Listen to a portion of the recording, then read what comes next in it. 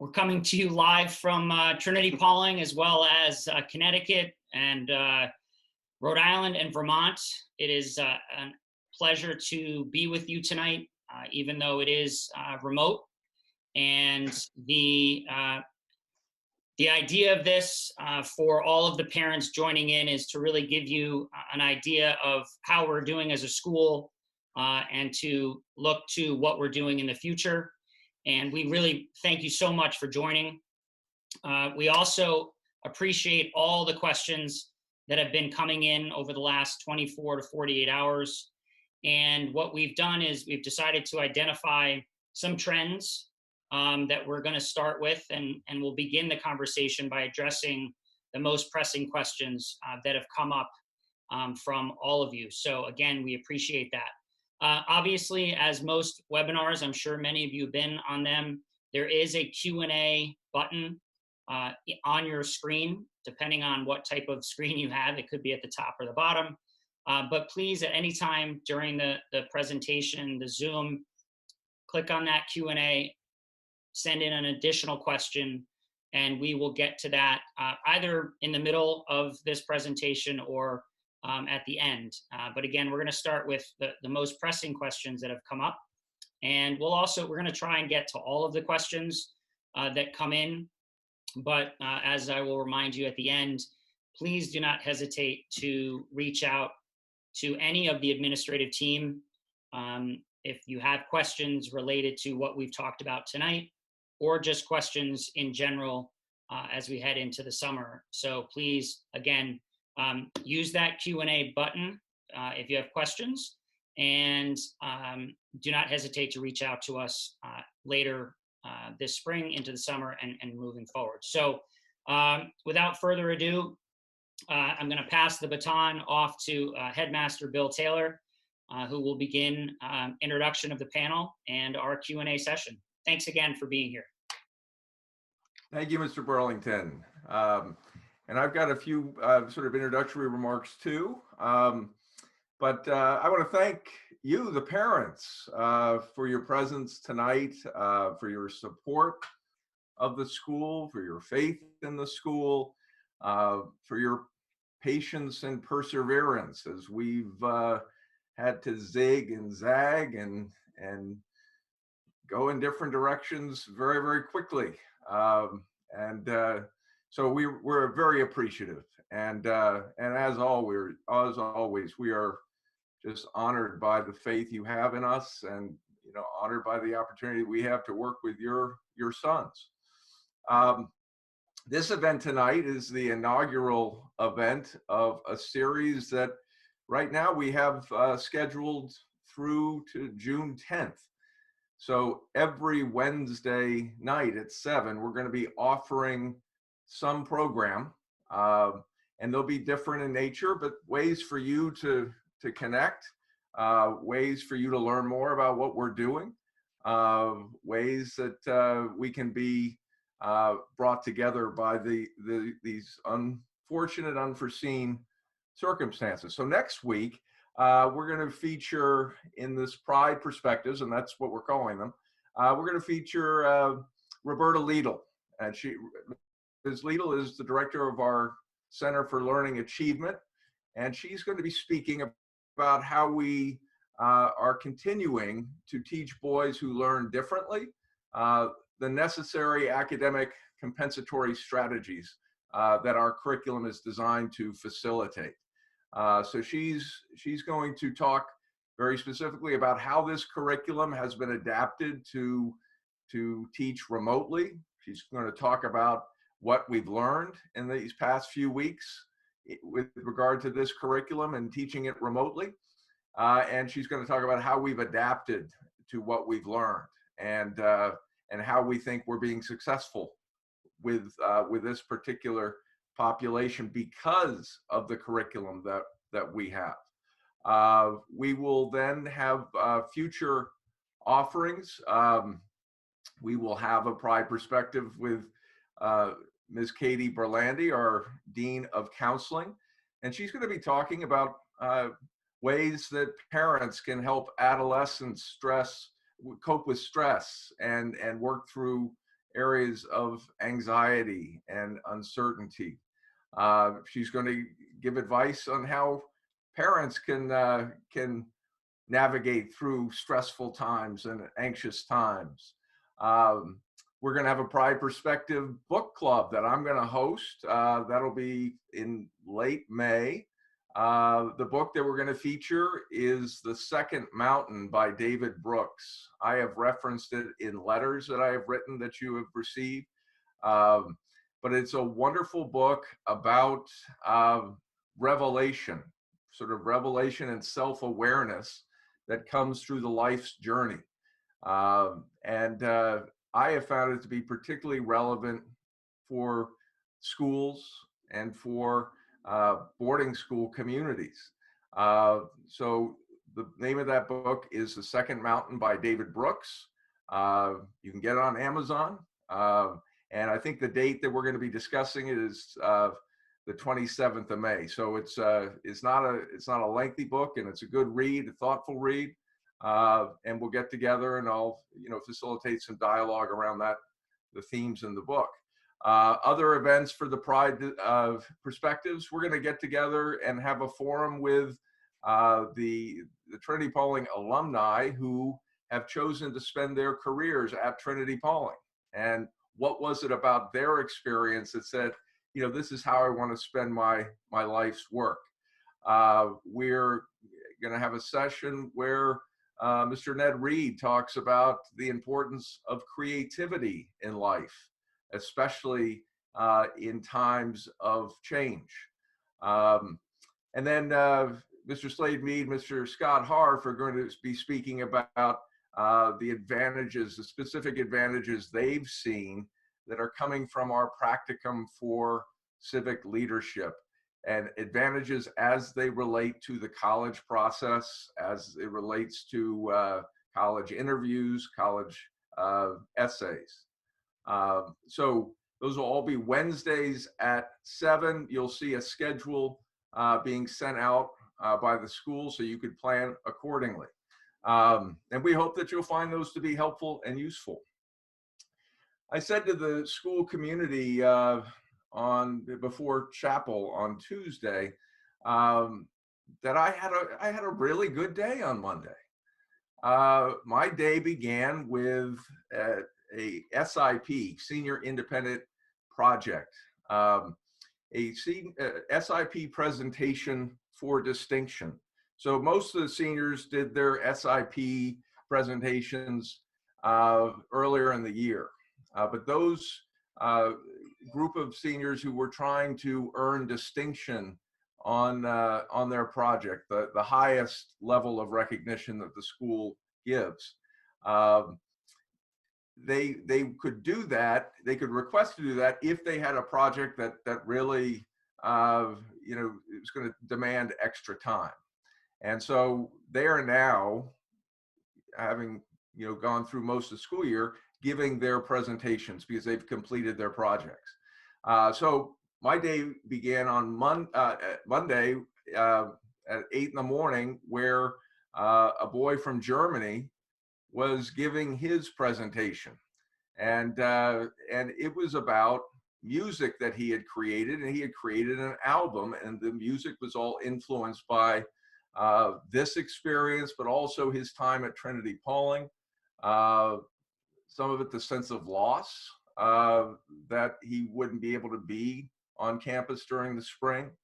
And then my day didn't end, but at the other end of the afternoon, around 4:30, there was another boy who gave his SIP presentation, also around the theme of music. And he had created a whole digital set of songs using his computer, and he's uploaded those songs to Spotify.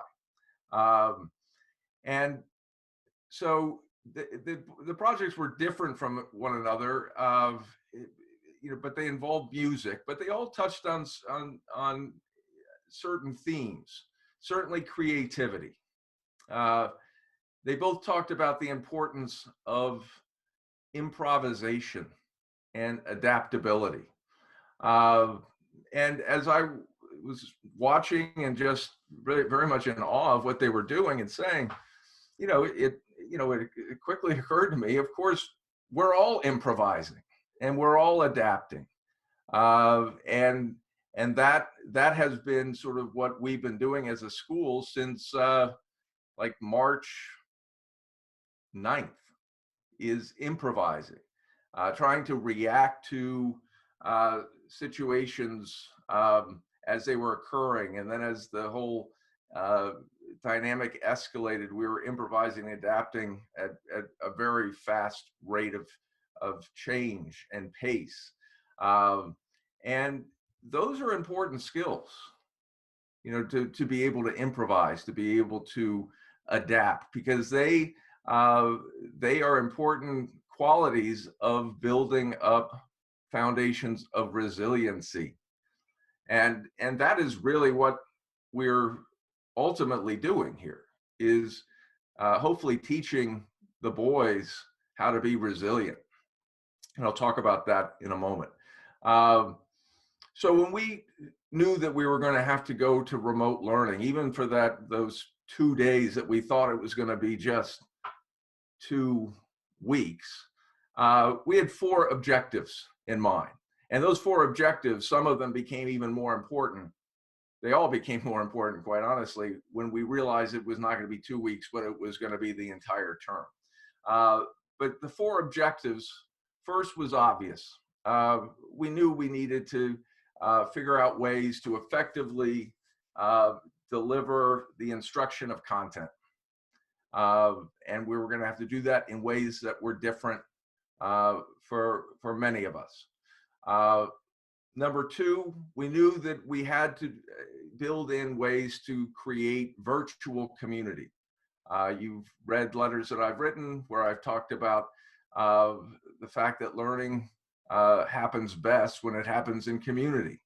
And the community at Trinity-Pawling is its own agent, own delivery vehicle for learning and growth, just being together. That's why we come to have chapel. That's why we have family style meals. That's why the dormitories are small. That's why it's built. We have advisories and ways to create community. So this virtual community had to be very important to us. Third objective, we knew that this change was going to be create anxiety and stress for many people, for students, for parents, for teachers, and for faculty families. And so we knew we had to build in measures to address mental health and to be attentive to mental health throughout this process. And then fourth, and this is its own component, but it really is the sum total of the other 3 too, and that is to build and teach resiliency skills. They've done research on resilience for years, but what they found is that people, especially young people, teenagers who are more resilient, who learn those resiliency skills, they do better academically. They're physically healthier. They have better, healthier relationships as adults. They feel more satisfied in their career when they have developed a sense of resiliency. And so amidst all the tremendous changes that have been going on, there is an opportunity to teach these skills and to remind our students of why they're important in one's life as they are building their transition skills to adulthood. And these 4 objectives they have to work in concert with one another. They have to be in balance with one another. If we get too heavy in one area, let's say the instruction of content, if we created a schedule that was like a duplication of our older schedule, our in-person schedule, that's too much when you're trying to do this from a computer screen and you're trying to be attentive to mental health. So we had to scale things back because if one of those gears gets moving at a different pace, then the other gears start to grind, and all of this has to work together. And so, how are we doing with this? We're learning. We're learning and we're adapting. 2 weeks ago, my advisees are all the prefects, and one of the guys is the prefect of academics, Ben, and he and some of the others began to say, listen, the workload is starting to really pile up here, and we created this schedule that has synchronous blocks and asynchronous blocks. And the students were starting to report that that the work was far exceeding what they could do in their asynchronous blocks. And it was, forcing them to work well into the night when they needed to take a break, hopefully from the computer screen. And so, we got data. Yeah. So, teachers trying to be earnest, trying to get, through their content, or to a certain point, we're starting to assign a little bit more work. Well, if you're taking 5, 6, 7 classes, a little bit more work in all those classes starts to become a lot more work in its totality. So we came back in a faculty meeting and addressed that and said we really, I explained why we needed to do this. So those 4 objectives have to work together. With regard to virtual community, we're continuing on. We have chapel twice a week. We have morning meeting on Mondays. Teams are coming together to meet. The football team is meeting with notable alumni who have played football in college, and some now playing professionally. The theater program is offering opportunities for anybody to come in and their interviews with actors, Broadway actors, television actors. So people who are interested in theater are connected that way. The lacrosse team just met the other day with 2 alums from the class of 2016. I actually joined that because one of the alums was the head prefect from that year, Keel and the other young man was in my American Experience class, but they're seniors together at Cornell. And they talked to the boys about how to balance lacrosse in college with academic responsibilities. But it was fun for me to see them again. We've got clubs. We've got an ice cream club, a coffee and tea club, a big questions club. Lots of clubs are continuing and new ones are popping up.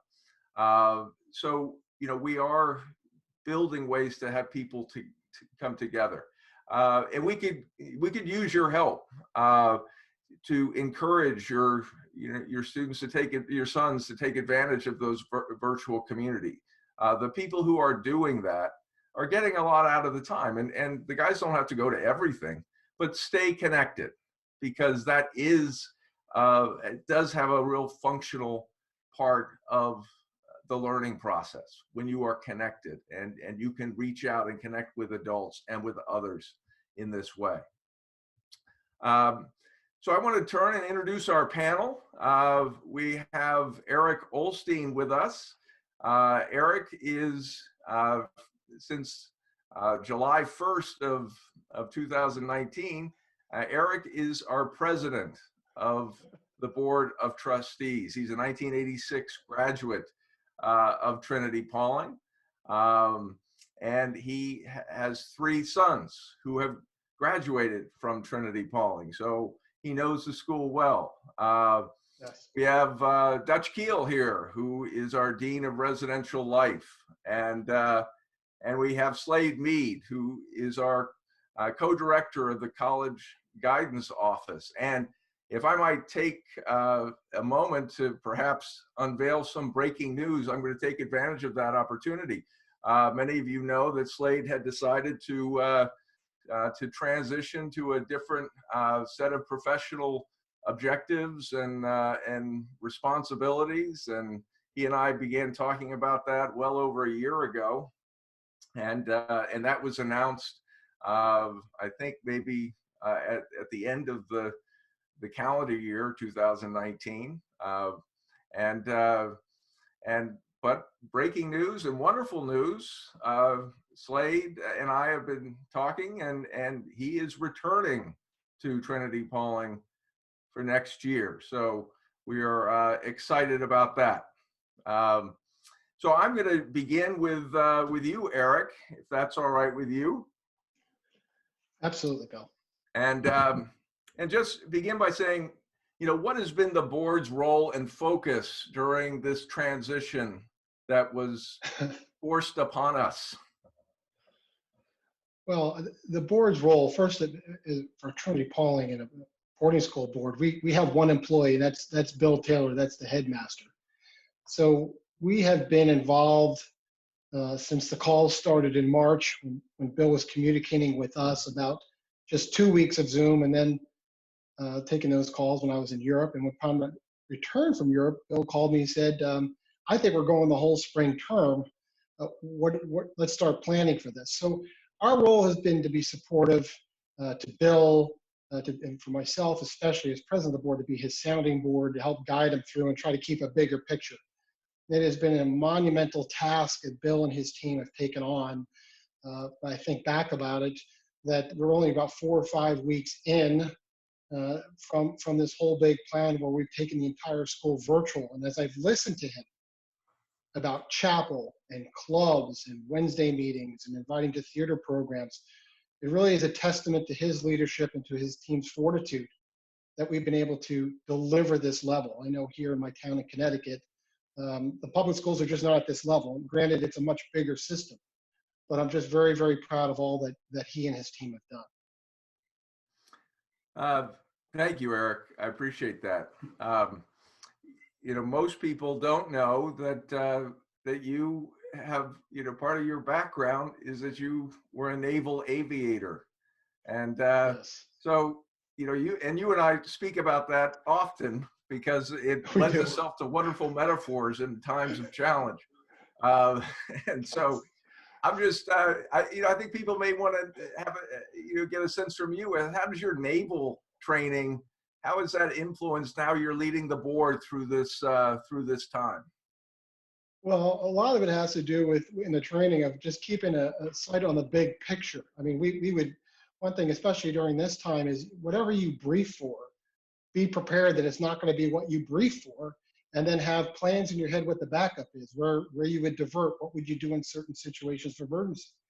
The other thing I think is also in life as we get older, we seem to try to come up with a 100% right answer or 100% satisfaction. And my training has taught me that 80% on target is better than 0 on target.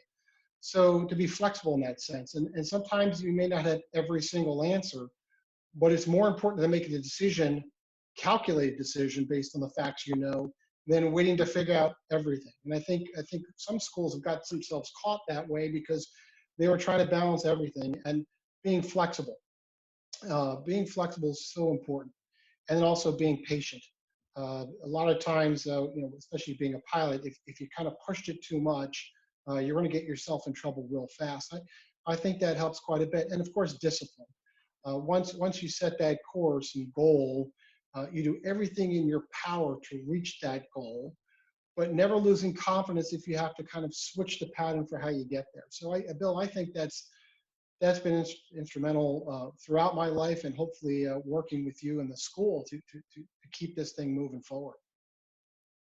Well, yes, I couldn't agree with you more. And I've learned a lot more about naval aviation just in our conversations. I spoke about resiliency. This school in its history, for those of you parents who know its history, it had to deal with 2 fires, 1929, 1969. It dealt, like all boarding schools, with the decade of the 1970s, where many boarding schools were moving from being single sex to coeducational. And, and then, more recent challenges like 9/11 and so forth.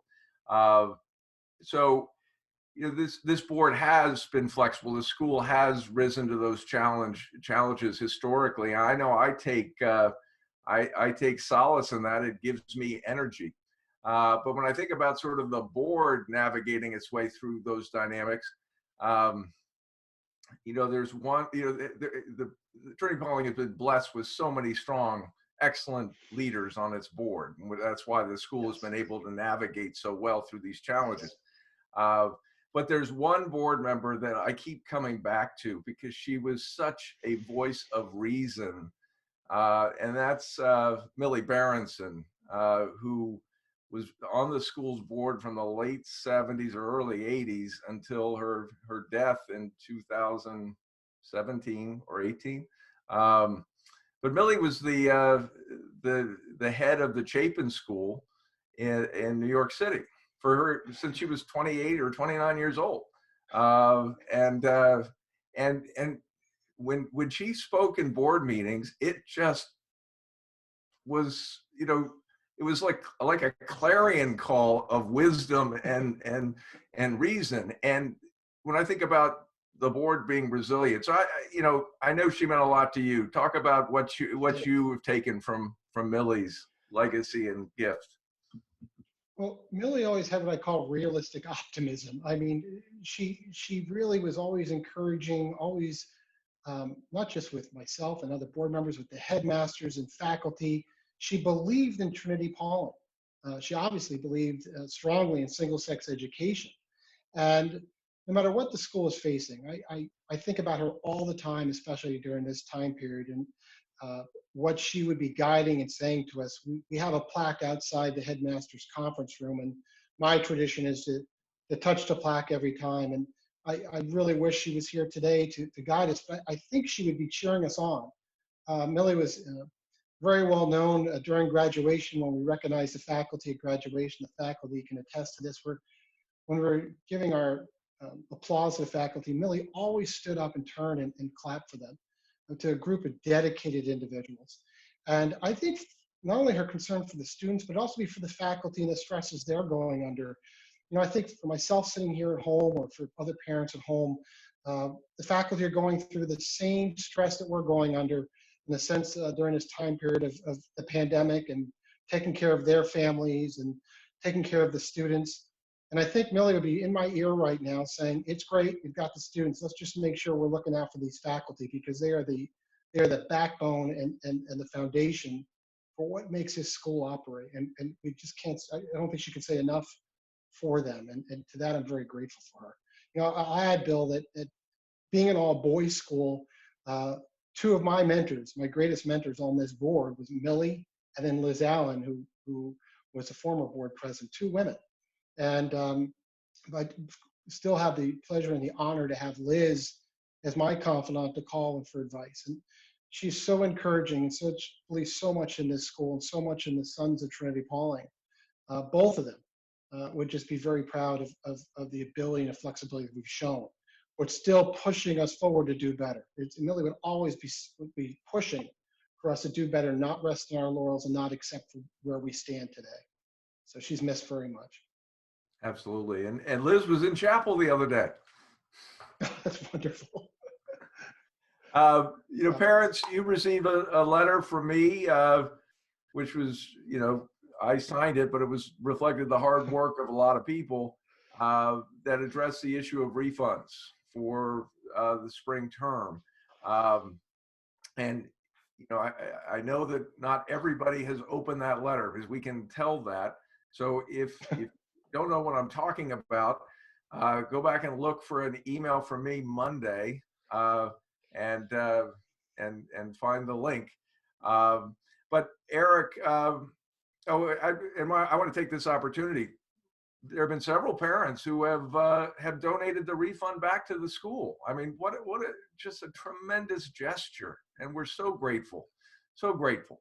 But Erik, why was it important for the board that the school look to do this? Well, I think, the three core values of the school are integrity, tradition, and community. And I think we approached all this with the same thoughtfulness and commitment to community that was placed into creating clubs and chapels online to maintain that community. We had to assess the school's operating budget, and as most parents know, that budget is set over a year ago, contractual obligations and so on. And we really want to do the best we could. We understand that there were some areas of savings the school had, and pass that along to both day and boarding students. But we also had to assess the school and balance the school's need of that supportive community and following its core values. And that's also keeping our staff and employees, even helping out towards the dining hall staff, and preserve their ability to provide for their families and reflect those values. So I think we did a great job just balancing all the constituencies that we had to deal with. I know Glenn Carey, the Chief Financial Officer, did just a wonderful job working behind the scenes, almost 24/7 and time spent. And for that, the board is very, very grateful. They are definitely challenging and unprecedented times that no one was expecting. And we will always be guided by those core values as we try to make the best decisions possible for the community as a whole. Absolutely. And I also want to underscore my appreciation for the work of Glenn Carey. Many parents have not met Glenn. His office is on the ground floor of Cluett. Many parents may have spoken to him on the phone, but he did Herculean work bringing all this together, and very attentive to detail, but always with the thought, the conviction of doing what's right and finding out that formula for figuring out, okay, what is the right formula. So, well, Erik, I want to thank you and thank the board. I'm grateful for my relationship with you and with the board, and grateful for your support. And may I just one thing, Bill? I've had many talks besides just with you, and you've expressed the same, and faculty, administrators. I just want to remind the parents that when Bill mentioned about the two mountains, and in that book, they talk about career and vocation.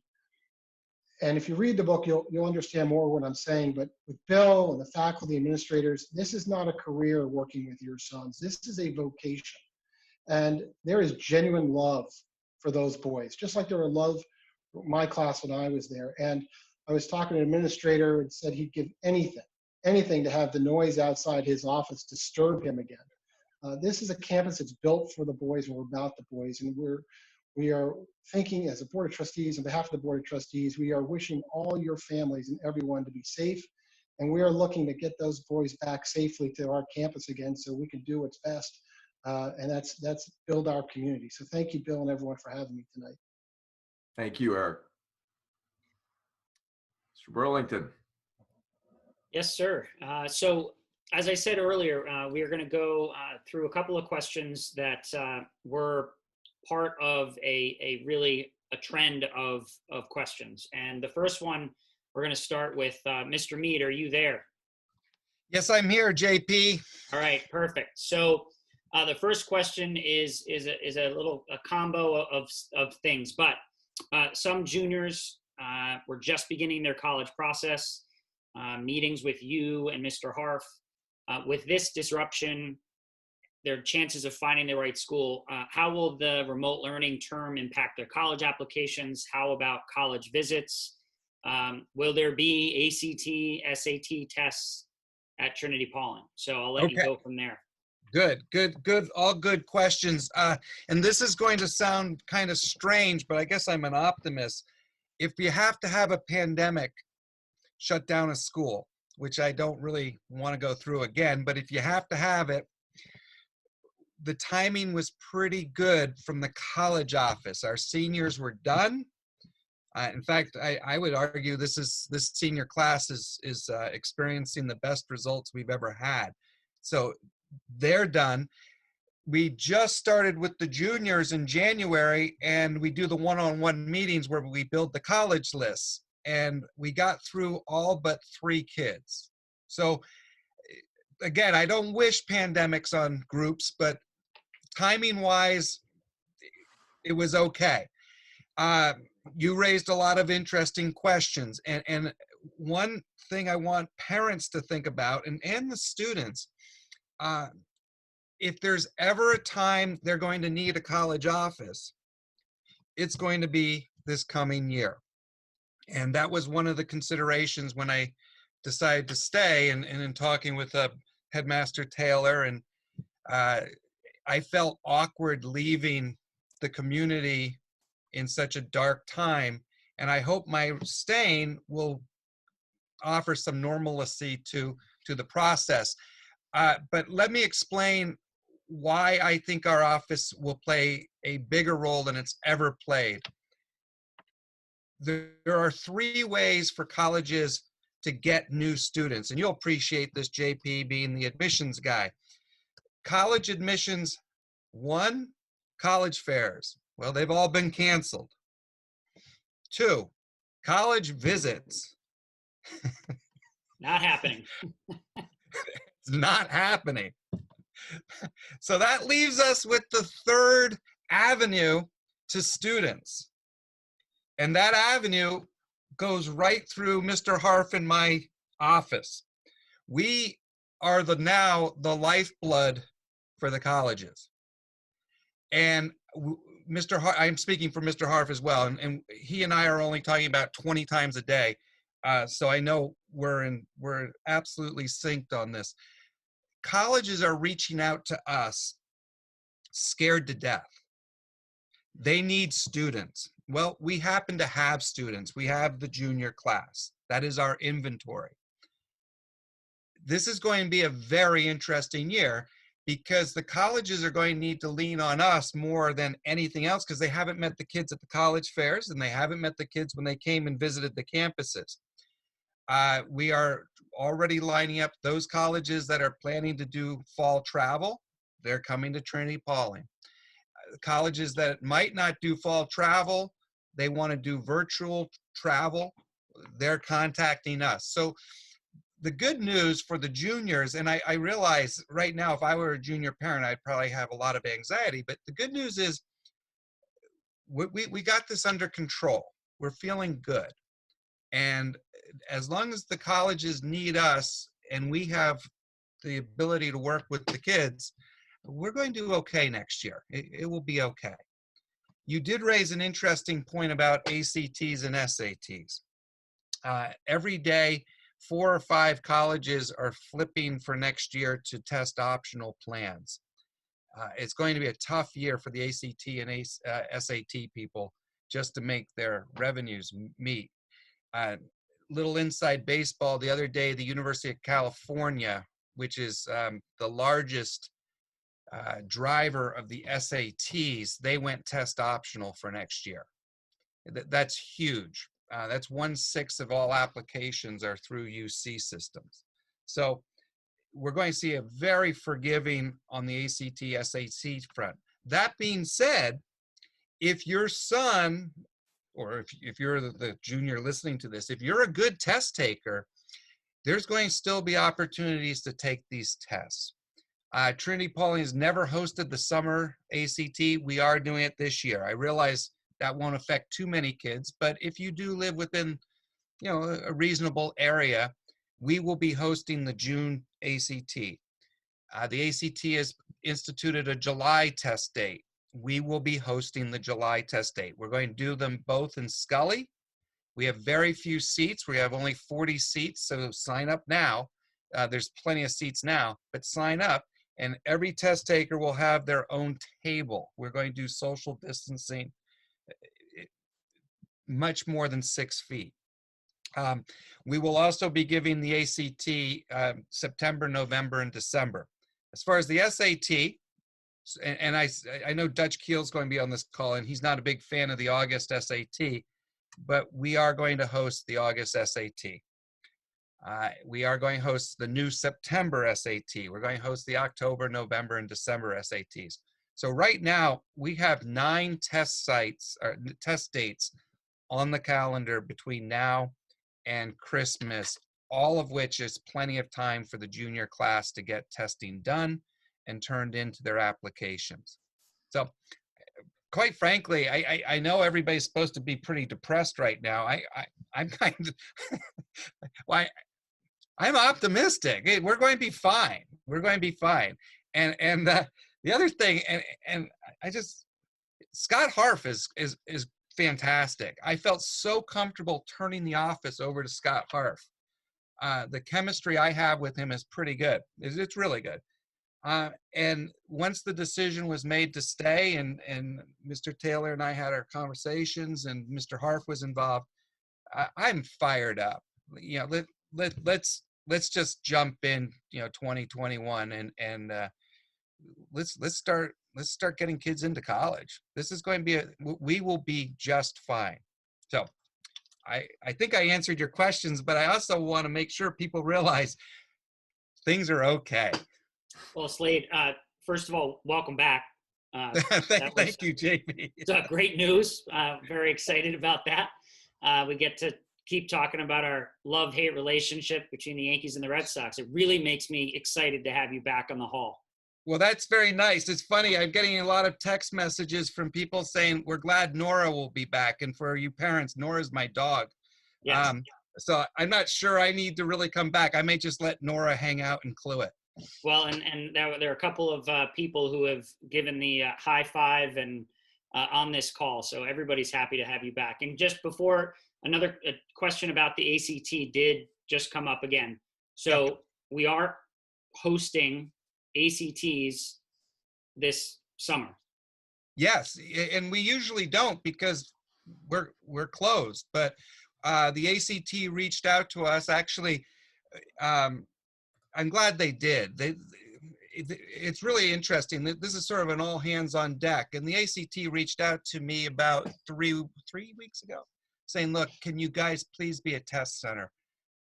And we had already planned to be the June test center. And I was like, hey, I'm going to be here in July. I can run the ACTs in July. So we're really, I know this is a Trinity-Pawling call, but we also want to help Pawling and the neighboring towns because we are the test center. But that being said, JP, there will only be 40 seats because of the social distancing. So, we've reached out to the TP kids already, but sign up if you want to take the test. We aren't going to be able to add tests later because their Scully's only so big. Perfect. It is good. Yeah. Mr. Taylor? Yeah, Izzy heard the announcement. She's downstairs and she's been running around the house in circles. She's so excited that Nora's not leaving. Well, if you got Izzy's rear leg fixed, she wouldn't run around in circles. It's more of a physics thing. Yeah, well, that's why we can't get to a vet. That's why she's running in circles. Well, please give Izzy my love. Nora, poor Nora. Pandemics can be tougher on the dogs. We're talking about college, and of course, you graduate high school. The next step is college, but there's an important, ceremony in between that, and that is a high school graduation. And this is, when I feel for the seniors in such a deeply personal way, because the things that they're looking forward to, the ceremonies that they've seen from the perspective of underclassmen, just waiting for the time when they were a senior, that's all been lost in the way that they had anticipated it. And there's pain with that. There's grief with that. And I'm particularly sympathetic to them. And my heart goes out to them. And I was on a call with somebody from the Trinity-Pawling class of 2016.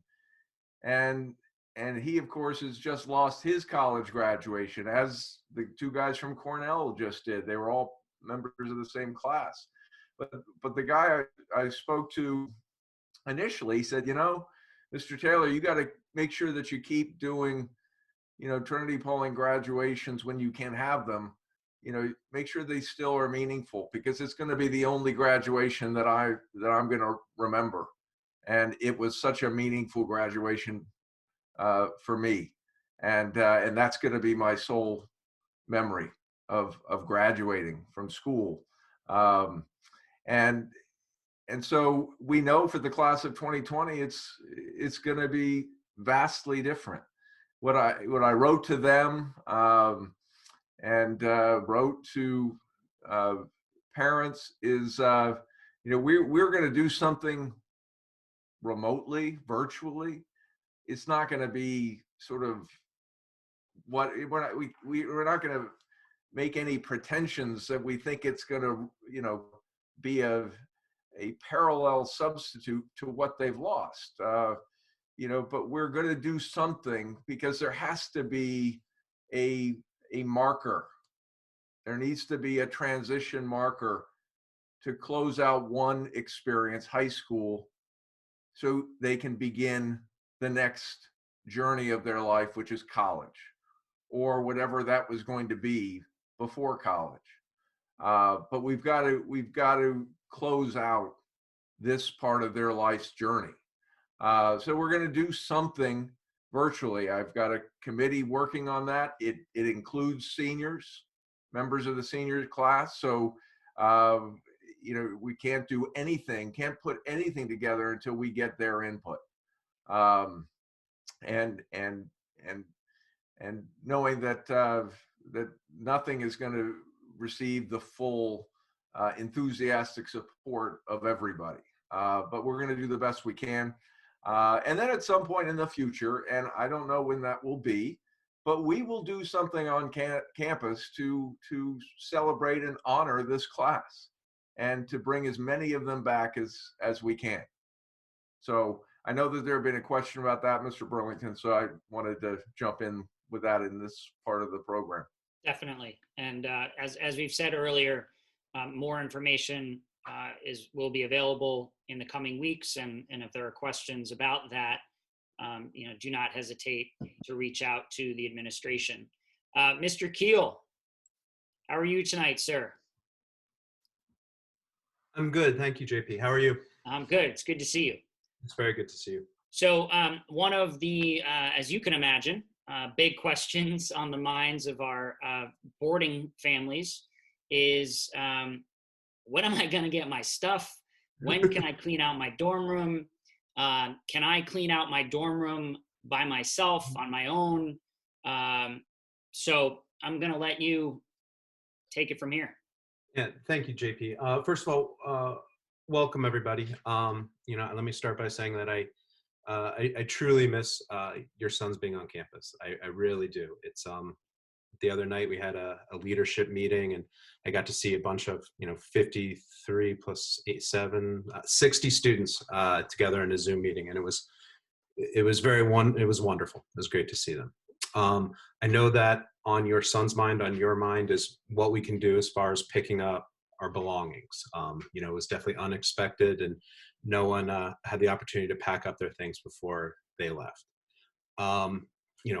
Right now, some of where we are and some of the restrictions we have as far as stay-at-home orders and travel restrictions and the pause that Governor Cuomo's put in makes it very hard, makes it impossible for us to invite people back to campus, which we would like to do.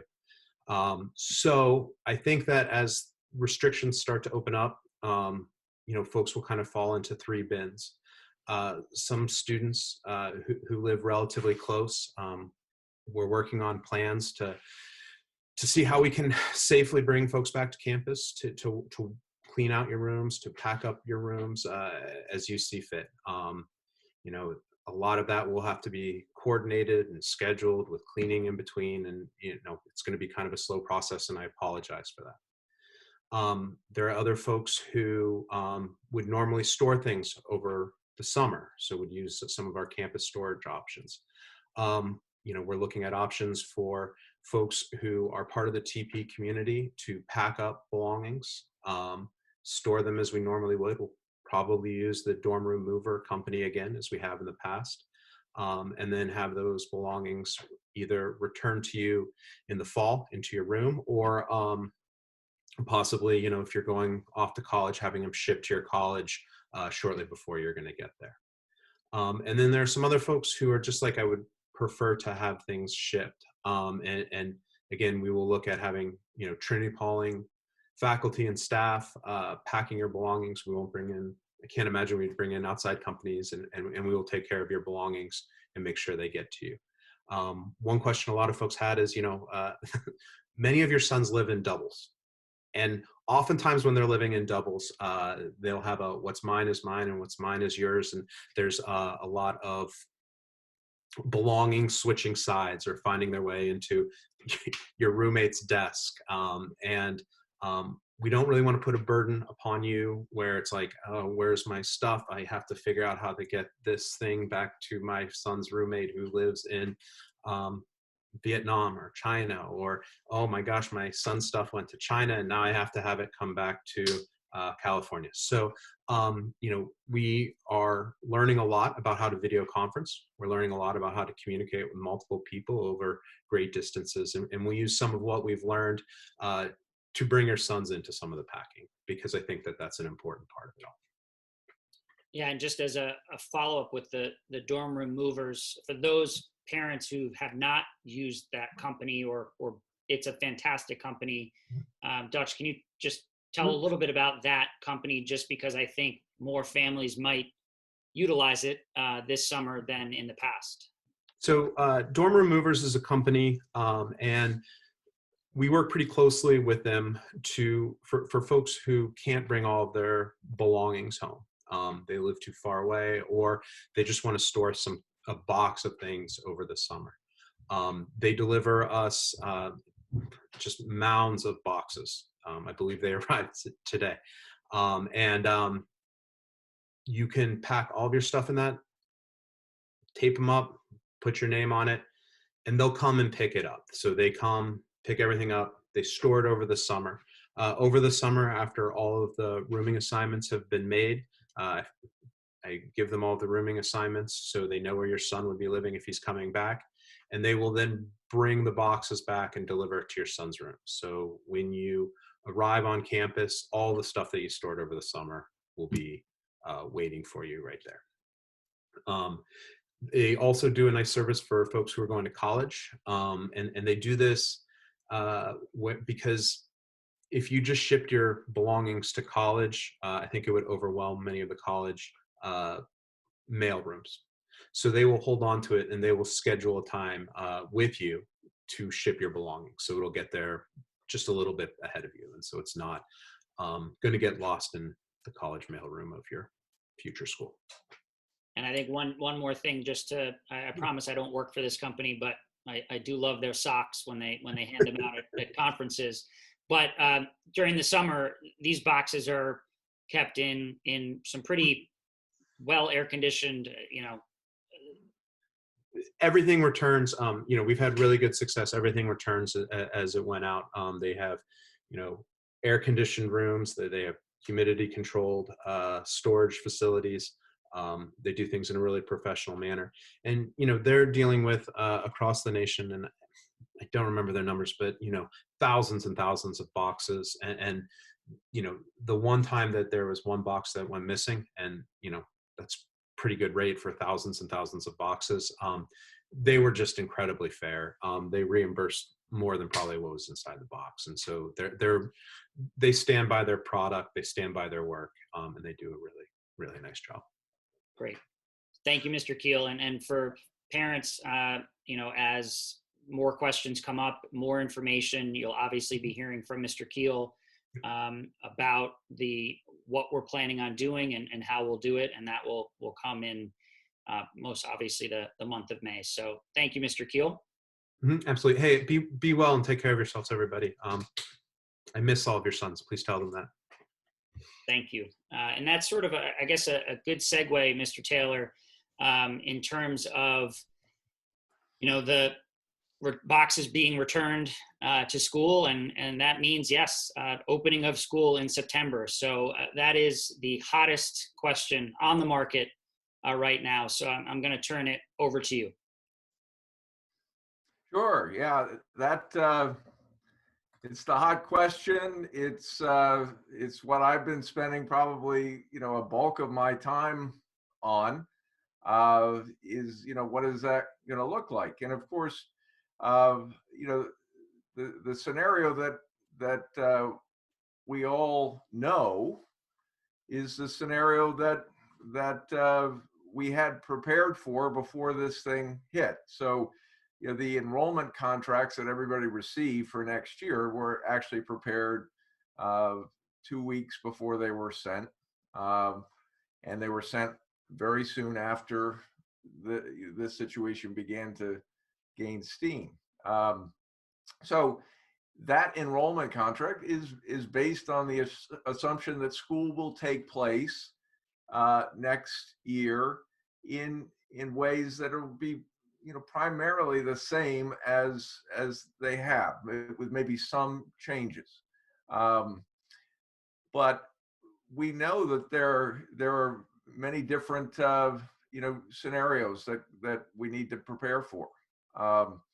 So let me just begin by saying that, as in any year, we begin every year, we navigate every year with one overriding priority, and that is the safety and well-being of your boys, our students, and the safety and well-being of the people who live there, the faculty and staff who live on the campus. So, human safety is always the overriding goal with anything we're doing, where we're bringing lots of people together. Ensuring student health and safety and well-being during, a COVID-19 pandemic has a lot of moving parts to it. But there are 4 components to this safety plan and well-being plan that are going to impact how next year looks and feels.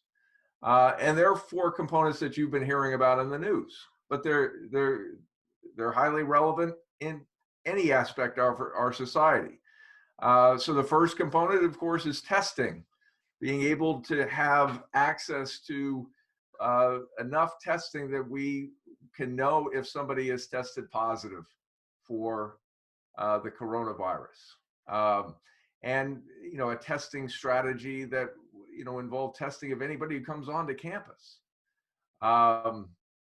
There needs to be the antibody tests that are now becoming more widely available to see who may have had this and has developed antibodies, and who may have had it, were asymptomatic, and also may have developed antibodies, because their school experience could be a little bit different. Second component of this is, what is going to be the recommended therapeutic plan that is going to be the recommendation of the medical community. How can we, what measures are going to be taken in place in our society that are going to mitigate the severity of these symptoms of the coronavirus. And with such a therapeutic plan, then perhaps the virus becomes akin to the flu. And we know how to deal with the flu. And part of that therapeutic plan needs to be sort of ways to isolate, like we do with flu. But the coronavirus is not the flu, so or it's a different type of flu, and so there would have to be different types of isolation plans that we would have to have in place. Third component is contact tracing, being able to know people coming onto the campus, students, faculty. Okay, who may have you interacted with that may have had this, and that's going to be an important component. And they're making strides, for that on that in different forms, including digital. And then the fourth component is one that we talk a lot about, and that is the distancing. So I'm working on various different scenarios to, planning for things that I think, may happen, but that, hope, but I want to know how, what kind of plans we would have in place. So that's where a lot of my energy and planning is the what ifs. Now, so why don't we have that in place now? Because the answer to that is we don't know. It doesn't, whatever plan we have in place, those four components are going to be integral components of any plan of if operating the school: testing, therapy, tracing, and distancing, until there's a vaccine. So those four components are going to be part of how life is going to look like for schools and for Trinity-Pawling. But we're what? I think we're maybe 9 weeks into this. And we've got many more weeks than 9 ahead of us. But in those 9 weeks, this has changed pretty dramatically. Every day, we're finding out new information on the therapeutic side of this, on the testing side of this, on the tracing side of this, and the distancing side of this, we know. But it's futile to begin to say, okay, this is our plan for next year in April, based on what we know of where we are with those four components in April, when things could be very different in June and will be very different in June. So, I wish I could be more definitive. We plan on being back on campus. We plan on teaching our classes. But we know that if there's a flare up and the state of New York says, okay, schools are closed, we know that we're going to have to go back to some sort of remote learning. That's beyond our control, but that certainly is a possibility. So we're going to do a lot of planning this summer, or professional development work this summer, I should say, on remote learning. I think we've done a pretty good job, I'll be honest, in how we got out of the gates. We have a remote learning committee that worked overdrive to provide the faculty with resources on how to do this in creative, dynamic ways.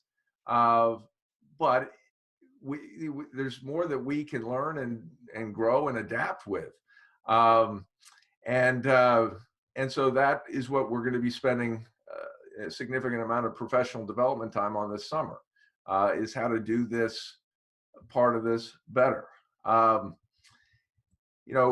But until there's a vaccine, we have to adjust to the reality that there will be some changes, that these four different components, testing, therapy, tracing, and distance, are going to, how they're going to contribute to our experience of being in community with one another.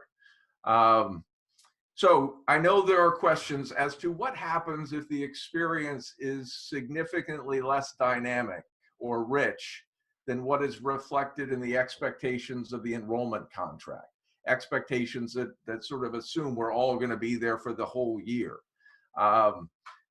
particularly the cost of tuition, room, and board. Well, I think we answered part of that on Monday, where, we figured out what the formula would be to be able to offer some refunds while still being able to make sure that, or still acknowledging that most of our expenses are fixed. But if the experience next year has to be truncated or significantly altered, we're going to recognize that in adjustments to the contract and to or I should say, adjustments to the costs, and make sure that we're communicating all of that. But I want to take this opportunity to also make underscore why I think the boarding school experience is so valuable, particularly in these times. Boarding schools are experts on holistic learning. That's why they exist. So we can make sure that we're focusing on young people's academic growth, but their physical growth, their social growth. For those of us who are religiously based schools, their spiritual growth. And you do that in community, and you do that because there are just depths to the relationships that cannot be replicated in day school environments, public or independent. They just can't. They don't. You don't have the same time. You don't have the same opportunities to interact. And those relationships are an extremely important part of the learning experience. The depth of those relationships, the role that community plays in boarding school is its own agent of growth. As I mentioned earlier, boarding schools deliver community in ways that other school environments cannot do, because we have the gift of time. I think that boarding schools do a better job, and when I say board, not just for the boarders, for the day students too, but boarding schools do a very good job of teaching these resiliency skills, because the opportunities where those skills need to be employed are not done, they don't exist from 8 to 3. They exist, when there's problems in a dormitory, or problems with relationships, or something that trying to adjust with something that has happened at home. And the relationships, the depth of them in boarding schools help build those resiliency skills. Boarding schools are very attentive to the emotional well-being of kids. Now, I ran a day school for 14 years. We were very attentive to that too. But because of the environment in boarding schools, we can do an even better job of that. And for those who are religiously based schools, like Trinity-Pawling, which is an Episcopal school, there's a spiritual side of this, however you may define spirituality. But it comes through community, and it comes through a recognition that there's value in building the common good. These are all very important skills and experiences for adolescents to learn. And boarding schools do this better than day school environments, public or independent. And I built an independent day school, and I was ahead of it, and it was a rich place. Boarding school is richer. Trinity-Pawling, has the opportunity to do that in more dynamic ways. So I know, because I've talked to some parents, that these are challenging times. Of course, they're challenging times for everybody, and it's natural to be thinking, okay, maybe we need to be thinking about a plan B or an alternative. But I want to just make the case for making sure that you're thinking about Trinity-Pawling as your primary plan. Why? Because community is incredibly important right now. It's incredibly important to young people right now. And Trinity-Pawling does this really well. I would say, as a father who did move his children when they were younger, but it's a disruptive experience. And doing that in a time of massive change is even more disruptive. But we know your son's strengths, and we know where his needs and areas for growth are, because we know him. And and the teachers have relationships with them. And we want to be, there's value in continuing that journey from an educational perspective. I know you have to weigh other things. We are keeping community alive. Even a practical, we have 200 acres on campus. We have lots of opportunity for kids to get outside and away from computers and be healthy in that way.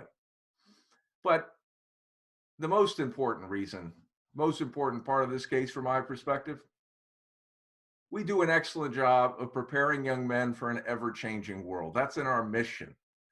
It's why it's a transformative experience for our students. It's why alumni are so connected to the school. That's why this power of brotherhood that these guys from the class of 2016 were saying to the guys today, this is real. We're connected. This happens because of everything I've just said. So speaking of doing things well, next week's Pride Perspective will feature Miss Roberta Liedl, as I mentioned, director of our Center for Learning Achievement. And she's going to talk about the ways that the school strategically is addressing learning differences. Parents, I want to thank you again for your support. I want to thank you for your commitment, your trust, faith, and we miss your sons. We miss being together. Hope you're well. Stay well, and we value your partnership. And anything you can do to keep your boys engaged with the school through this process, it's going to be to their benefit and ours. Panel, I want to thank you for taking time to be part of this, and Thank you. onward we go. Thanks for the opportunity. Onward. Good night. So everyone, thank you so much. It's a pleasure to have you all on this call.